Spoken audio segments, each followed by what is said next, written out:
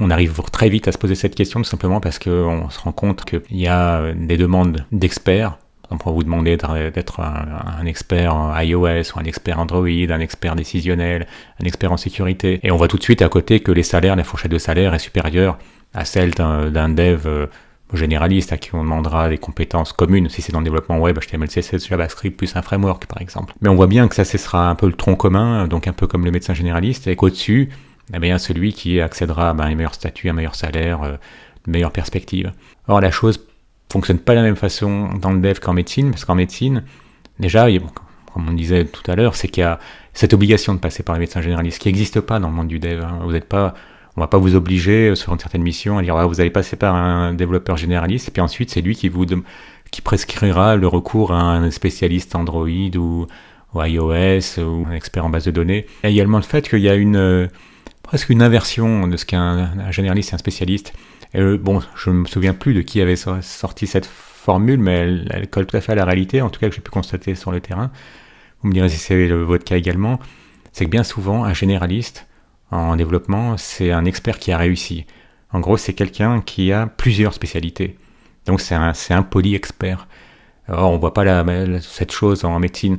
Et ça, j'ai pu le constater sur des gens, par exemple, qui avaient une expertise sur plusieurs langages, qui étaient très forts en C++, C#, PHP, Python, et qui aussi avaient plusieurs expertises métiers, parce qu'ils avaient travaillé 4-5 ans dans la banque, et puis ensuite 4-5 ans dans le fret et quelques années aussi ensuite dans le e-commerce.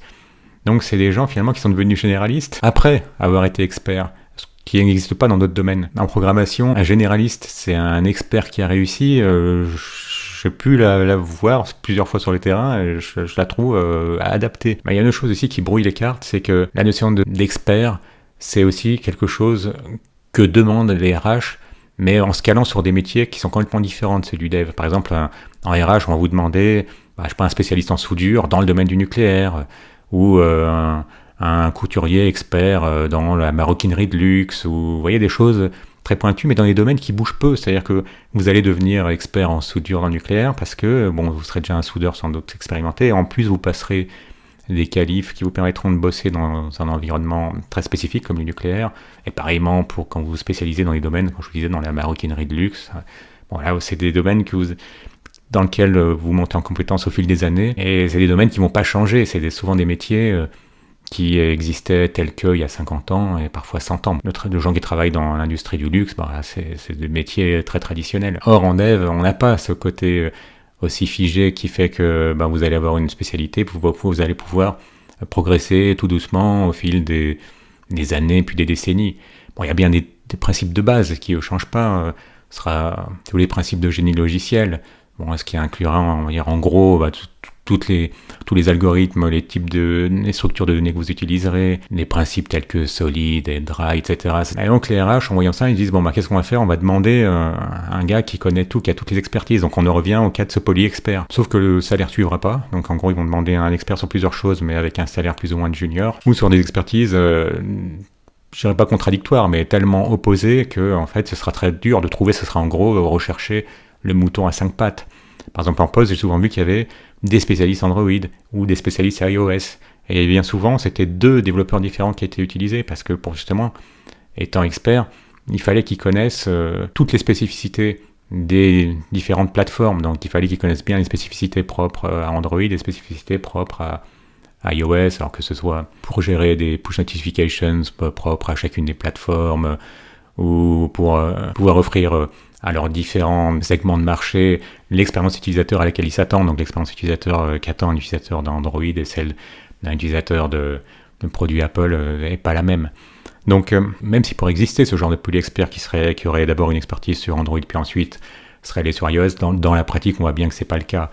C'est des chemins souvent parallèles. C'est pas qu'un expert Android n'aurait pas la capacité de devenir un expert iOS et inversement. C'est que bien souvent c'est des gens qui sont sur des couloirs bien différents. Donc en gros, face à ces annonces, notamment posées par des RH qui demandent tout, de connaître des technos sur lesquels il n'y a pas des passerelles naturelles. Par exemple, je vous citais tout à l'heure des experts que j'avais connus, les experts C++, C#, et Python, c'est tout simplement parce qu'en fait, ils avaient commencé leur carrière par du C++ pendant quelques années. Et ensuite, dans l'environnement dans lequel ils étaient, le choix naturel, ça avait été pour l'entreprise dans laquelle ils étaient, souvent des grands comptes, de continuer à rester sur le même environnement, Microsoft en l'occurrence, et de passer sur C# plutôt que sur Java par exemple. Et ensuite, comment Python ou PHP parfois s'était retrouvé greffé simplement parce que à un moment donné, c'était souvent le cas en SS2I, mais on les avait positionnés sur des missions où il y avait eu une proportion du genre 70% de C#, 30% de Python, et puis du coup ils avaient commencé à monter en compétence sur Python, et de là le commercial de SS2I voyait, tiens, lui il a Python sur son CV, même si c'était que sur une mission à 30%, il le repositionnait, et donc le gars continuait à creuser davantage sur Python, ou de nouveau comme je disais PHP, et parce que personnellement ce qui m'était arrivé, je m'étais retrouvé sur une mission, il y avait les deux, il y avait du C# et du PHP, parce que j'avais fait du PHP dans le passé, le commercial a vu ça, tiens, il cherchait les deux compétences. Donc là, on est plutôt sur un cas de figure type SS2I où ils vont chercher des candidats qui auront le plus de mots-clés qui les intéresseront pour pouvoir les placer sur un maximum de missions. Là où sur les freelances, on est plutôt sur des gens qui chercheront à être identifiés comme experts de tel ou tel techno. Ou enfin, après, si vous avez eu la possibilité de rentrer dans une entreprise en CDI assez tôt, on cherchera plutôt quelqu'un qui pourra s'adapter à l'environnement d'entreprise. Et après, peu importe ce qui sera ajouté ou pas, de toute façon, on le formera en interne. Donc, on aura plutôt tendance à chercher un profil polyvalent. Donc, comment est-ce que vous voyez votre métier? Alors, on va pas remettre une pièce dans le fait de savoir si on va être remplacé par les IA ou pas. Je pense que maintenant, la chose est claire que non. Si vous avez joué aussi bien Copilot que ChatGPT, vous voyez bien qu'il faut quand même être programmeur pour pouvoir s'en servir. Alors, il est possible qu'il y ait des équipes qui diminuent de taille du fait de ces IA, qu'au lieu d'avoir 5 développeurs, peut-être qu'il n'y en aura plus que 3, plus des IA.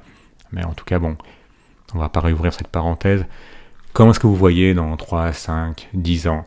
Est-ce que vous réfléchissez plutôt en termes de techno? Par exemple, vous êtes développeur PHP, vous posez peut-être la question pour savoir est-ce que Go, c'est quelque chose que vous devriez apprendre parce que les performances seraient meilleures ou pas? Ou est-ce que vous allez jeter un œil à Rust? Ou est-ce que vous allez passer simplement vers TypeScript? Ou bien est-ce que vous pensez à l'avenir en termes métier? Tiens, parce que vous avez fait une mission dans la banque ou dans le fret, rester dans ces domaines pour aller peut-être même plus vers de l'assistance à maîtrise d'ouvrage ou de la maîtrise d'ouvrage. Ou est-ce que si vous êtes spécialiste, vous allez vouloir aller vers un poste de CTO ou d'architecte? Comment est-ce que vous réfléchissez à long terme, ou est-ce que vraiment la succession des nouveautés, ça vous incite plutôt à rester la tête dans le guidon? N'hésitez pas à laisser un petit commentaire, un petit like si vous avez aimé. Abonnez-vous si ce n'est déjà fait, et à bientôt.